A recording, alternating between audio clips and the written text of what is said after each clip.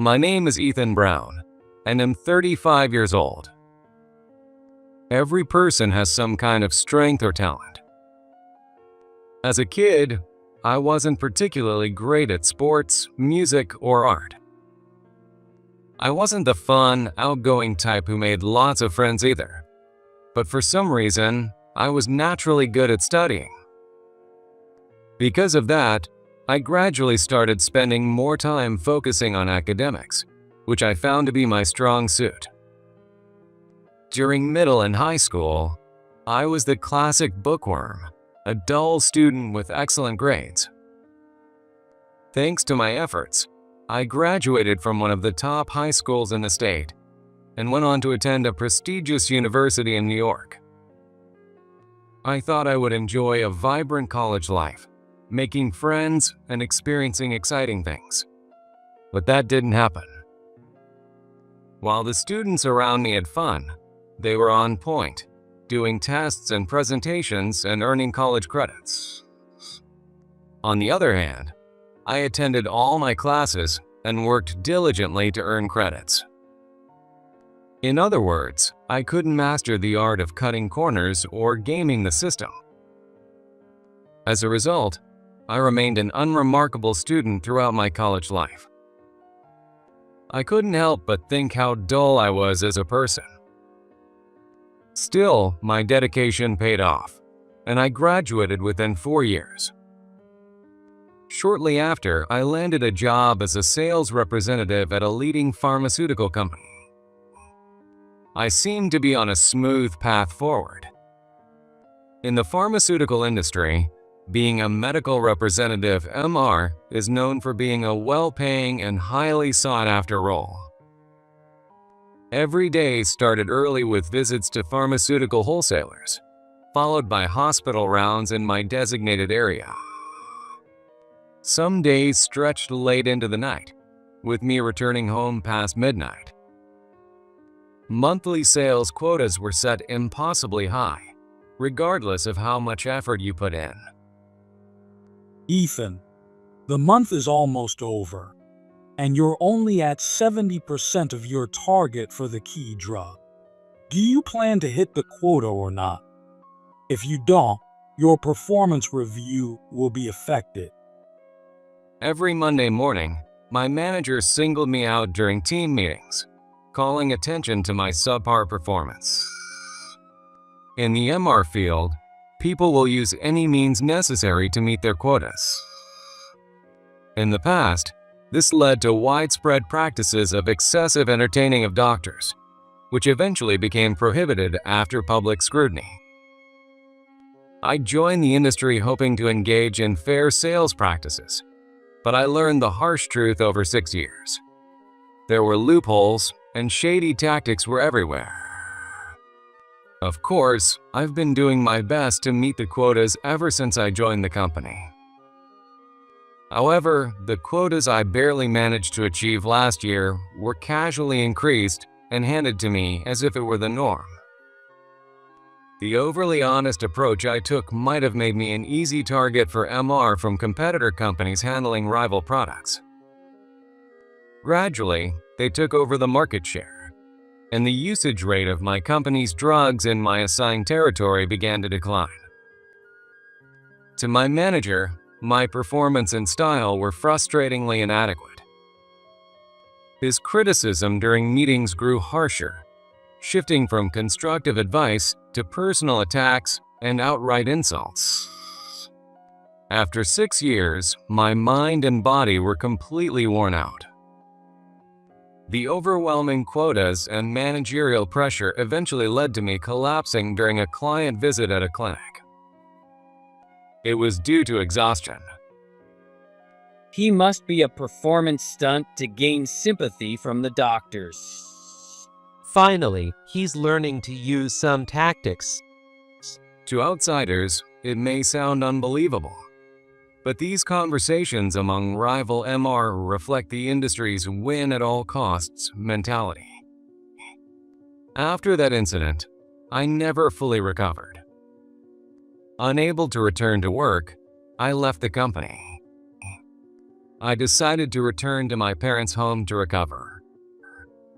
My parents live in a remote area, deep in the countryside. Their house that could be described as isolated. As a child, I hated the countryside and couldn't wait to leave. That drive pushed me to excel in school and aim for life in the city. I never imagined it'd return, my dreams unfulfilled. All the effort I put into my studies back then, what was it all for?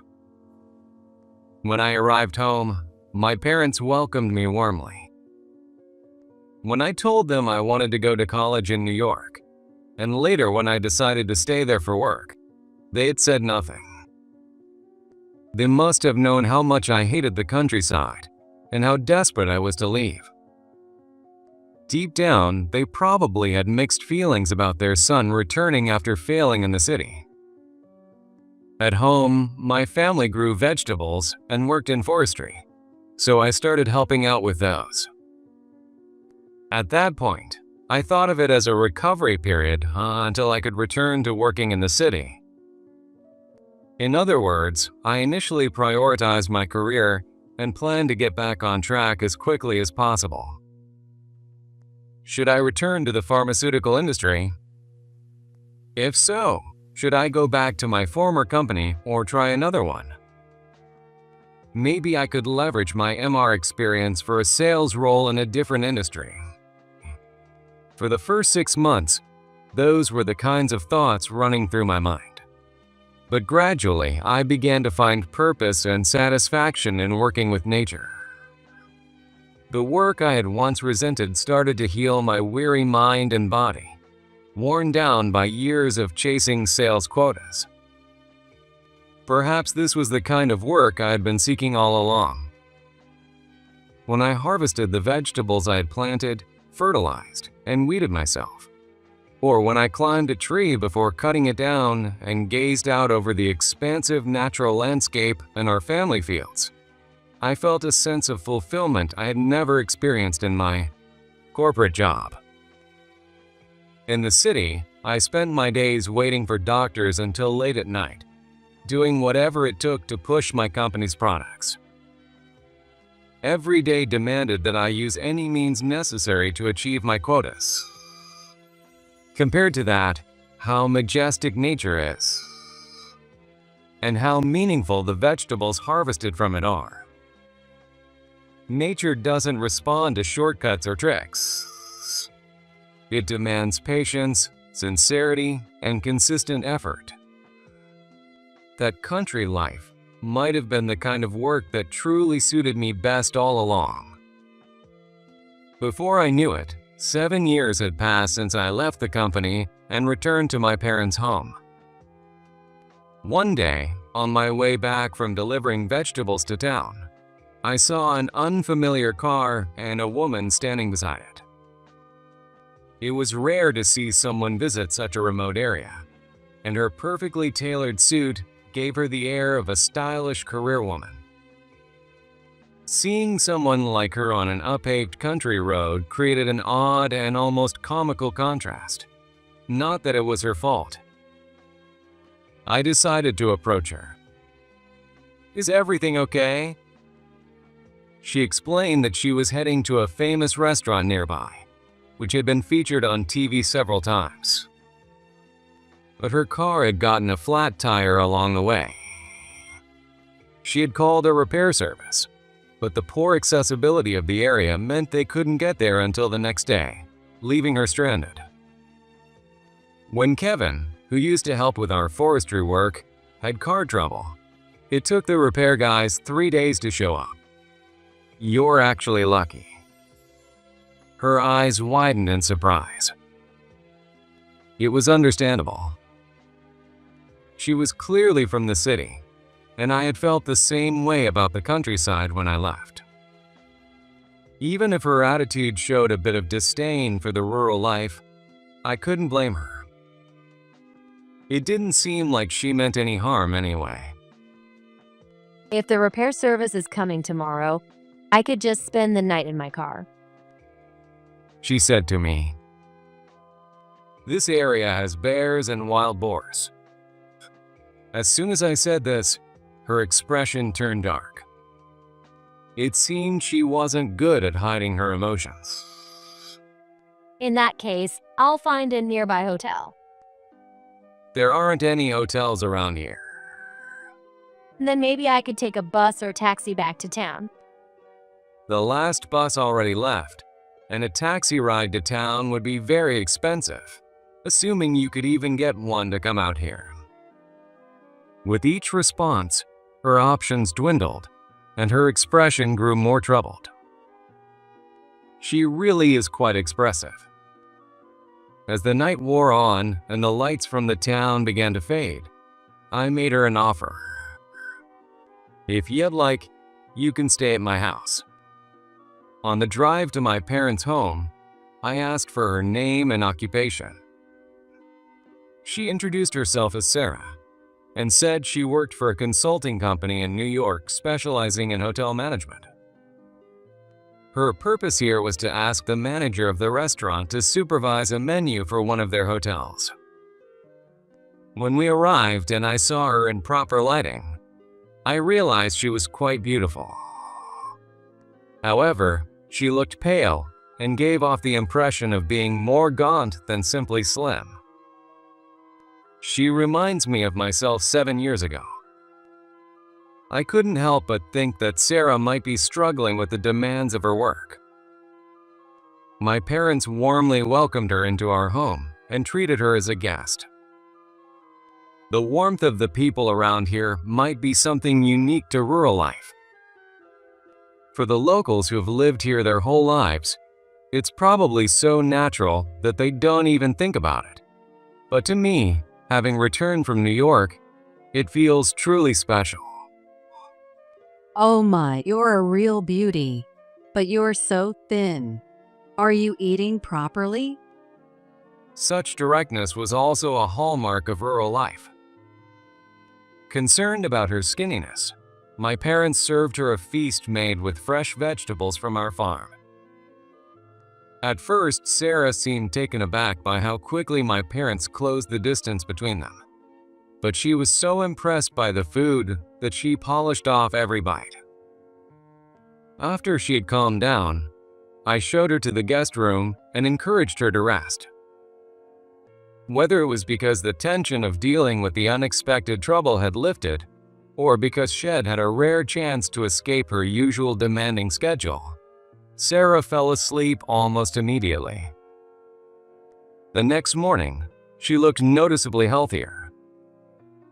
However, the repair service didn't arrive at the scheduled time. As I had feared, there had been some kind of mix-up, and they couldn't come right away. To make matters worse, the restaurant she was supposed to visit was closed, and she wouldn't be able to meet the chef until 3 days later.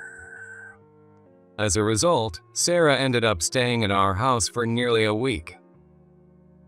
Initially, she was hesitant about imposing, but my parents insisted, saying things like, "One extra person doesn't add much to the chores.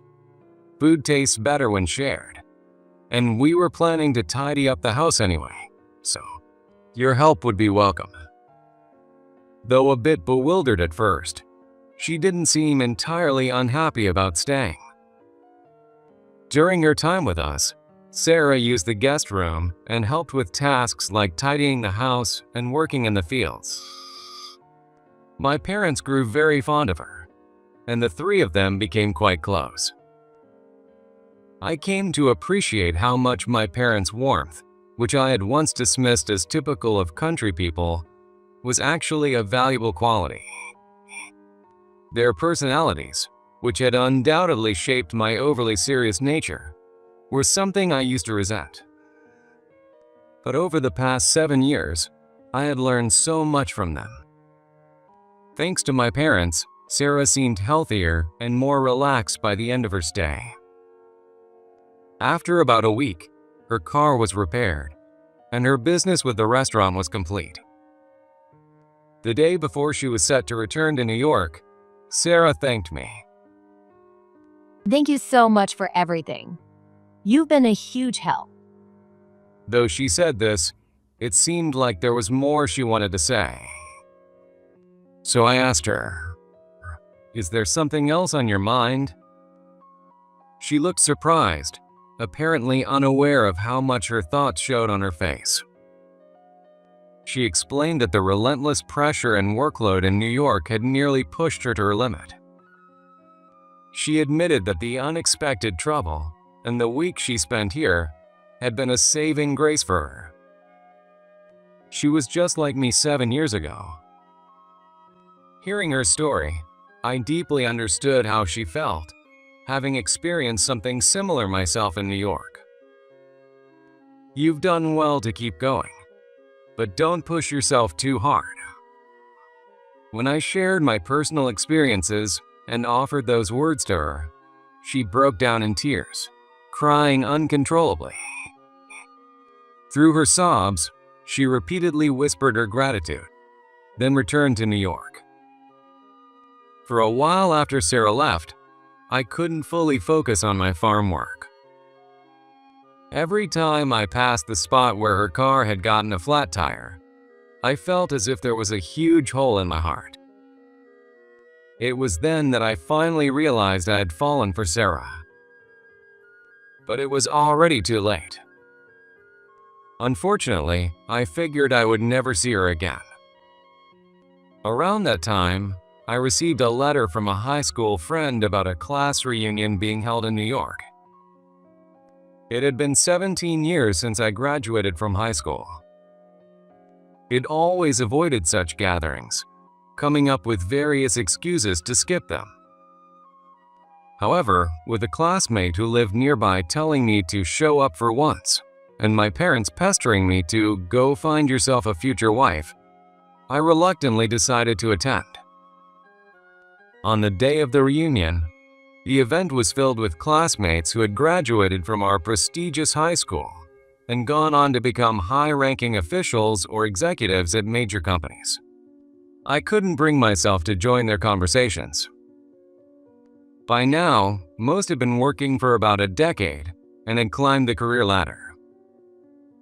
As they talked about their careers and homes, I mentioned my life growing vegetables and working in forestry in the mountains. This prompted chuckles and turned me into the butt of their jokes. Ethan joined a pharmaceutical company. Oh, wait. No, you quit, didn't you? And now he's a farmer. Talk about a glamorous career change. Must be nice to live a life without any real pressure. One particularly drunk classmate went as far as to mock me outright. I bet you're still single, aren't you? A dropout like you wouldn't even have a girlfriend, let alone a wife. While his words were rude, I couldn't entirely deny their accuracy. Feeling humiliated, I decided to leave the venue. But then, out of nowhere, Sorry to keep you waiting. Let's go. Oh, you must be Ethan's classmates. I am Ethan's girlfriend. a woman suddenly linked her arm with mine and turned to the others. The group froze in shock, clearly dumbfounded. But no one was more stunned than me. I glanced at her face, and it was Sarah. What? Ethan's girlfriend? That guy living the country life? Was someone that beautiful? How did that happen? Ignoring the shocked reactions of my classmates, Sarah took my hand and led me outside. Sorry for the sudden interruption. She said apologetically, though her expression seemed happy. Why are you here? I knew it was a silly question, but I couldn't help myself. After all, I had resigned myself to never seeing her again, and here she was. As it turns out, Sarah was actually a consultant for this hotel where the reunion was held, and she visited here today on her inspection.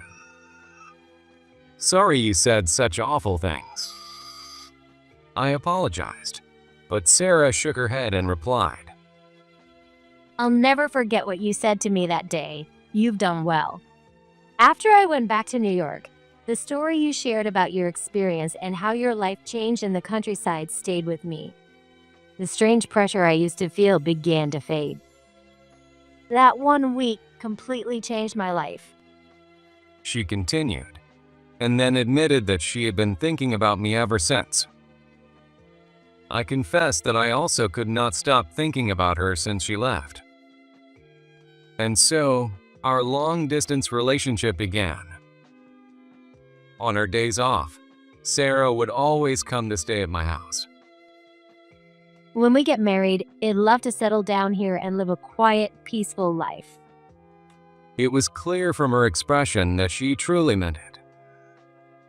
I can't wait for you and Sarah to start living together. Having fully sided with Sarah, they joined forces to pressure me in a way far more intense than any manager ever had. Yet it was pressure I was grateful for. The country life I had once despised during my student days had now completely transformed my life. Perhaps I was never suited for a career involving constant competition with others, resorting to underhanded tactics to boost sales and achieve success. All I had ever been capable of was facing the task in front of me with sincerity and persistence. I intend to face Sarah's feelings with the same sincerity. And soon, I plan to tell her something that will bring this to fruition. Probably the most straightforward words I've ever spoken. Will she accept them?